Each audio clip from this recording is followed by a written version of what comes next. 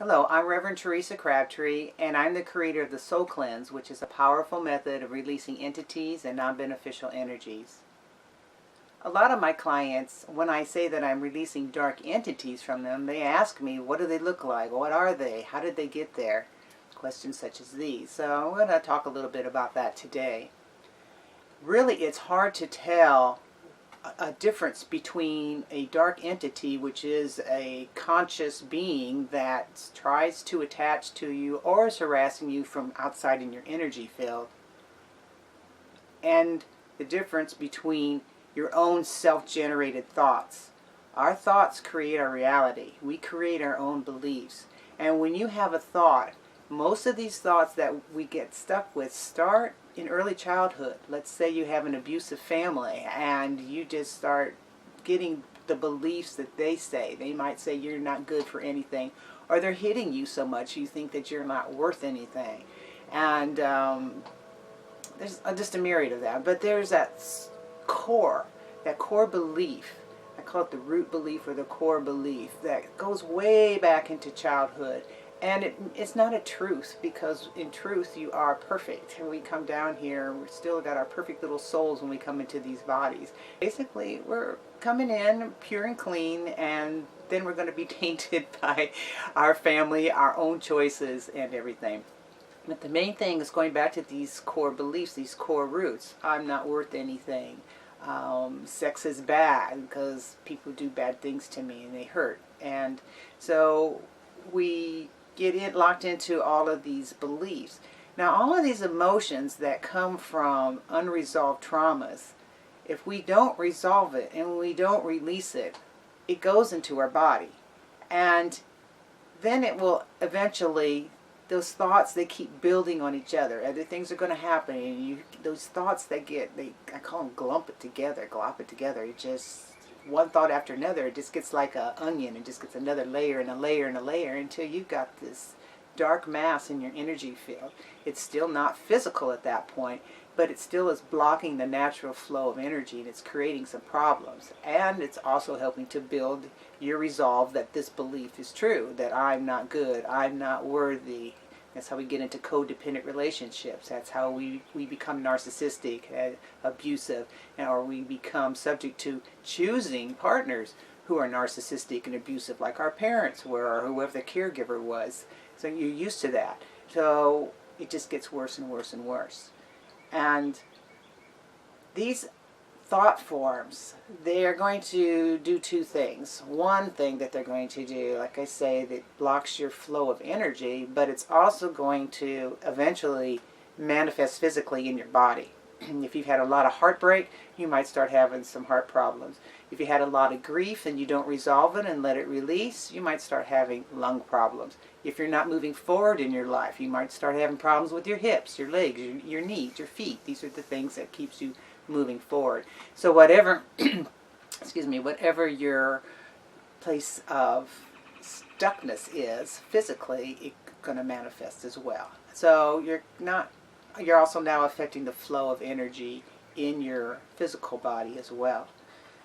Now what happens is these thought forms kind of create their own little, it's not really conscious, like it's not a sentient being and it says, oh, I can choose this or choose that, but it creates its own thing, and you can start having these thoughts in your head, like, I'm not good, I'm not good. We call them the tapes, playing those tapes over again.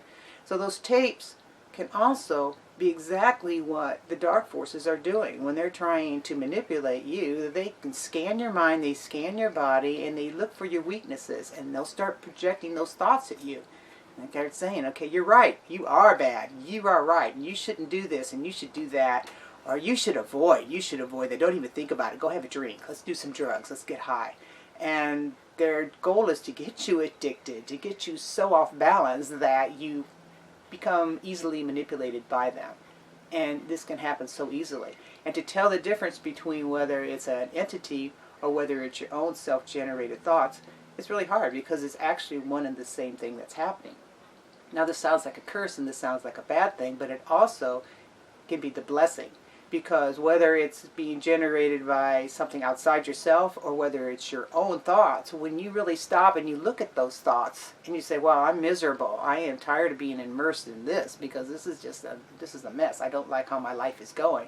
At some point you'll get, we always say hitting rock bottom. Most of us have to hit rock bottom or close to it before we finally say, hey, there's got to be something better than this.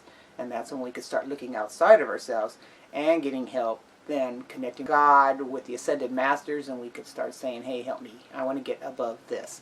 And so, but today we're talking about the dark entities and our own self-generated thought forms. So this is why it's so important, either way, whether it's coming from outside yourself or whether it's coming from your own self-generated stuff, look at it. That's their blessing. They're like shining a spotlight on you, saying, okay, this is the area of concern, that if you want to move forward, we really need to pay attention to this.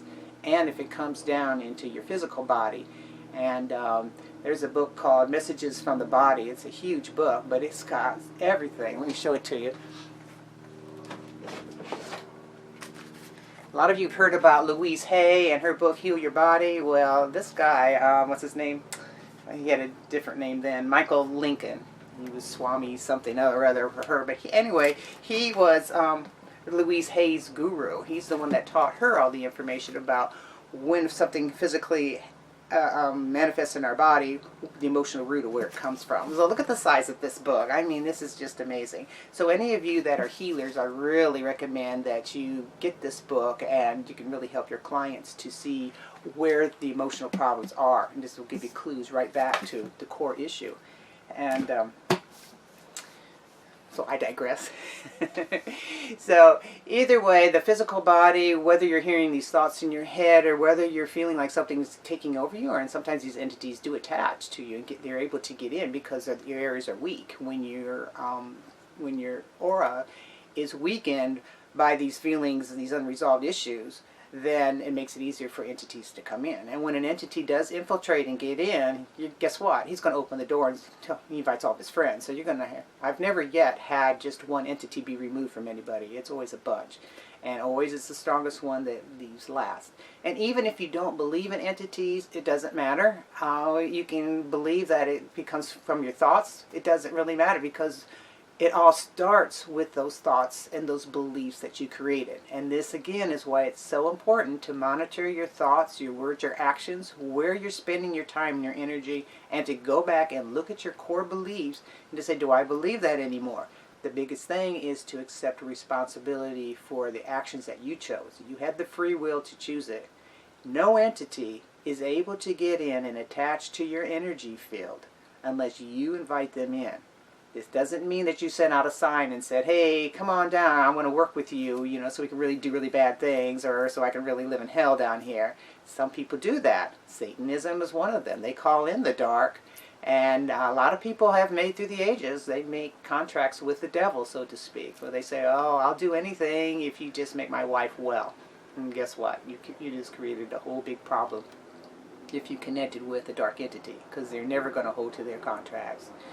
So it's just a matter of looking at your life, looking where you're off balance. If you've got these thoughts coming in, then look at those thoughts, because those are the unresolved issues that you need to go back and look at. Look at any responsibility you had in the situation, either from the core. Right at the core issue, usually, it starts in early childhood, and you were a victim at that time. You didn't know how to stand up for yourself, or maybe you told others what somebody was doing to you. Nobody believed you, or nobody helped you. You were told just to be quiet about it. What are you going to do? You're a kid. You don't really have the understanding of anything else. You got to do what mommy says or what this person says, or the one that's persuading you is doing the abuse is going to do what he or she can do to scare you, and so you don't go and ask for help. And if you do ask for help and then nobody does help you, then you kind of locked into that, and that becomes your reality. This is how life is, and it can't get any better than that. I'm helpless. I'm a victim. So, and then we carry that with us. And we don't need to carry any of that with us anymore. When you're able to really, just objectively as you can, step outside the circumstances and look at it. And sometimes we have to talk to our little child within and have conversation and say, hey, that's why we did that, and that's why we've acted this way. But now we're grown up and we can do things differently now. We don't have to be subject to all of these fears and things that happen. So thank you, and namaste, and now must go.